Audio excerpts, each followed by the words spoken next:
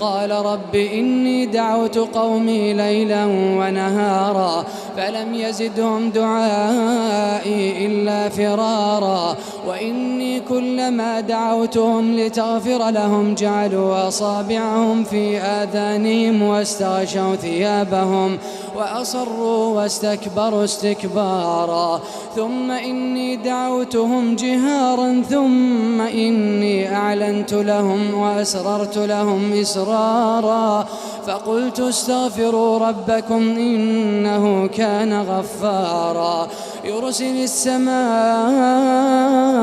عليكم مدرارا ويمددكم بأموال وبنين ويجعل لكم جنات ويجعل لكم أنهارا ما لكم لا ترجون لله وقارا وقد خلقكم أطوارا ألم تروا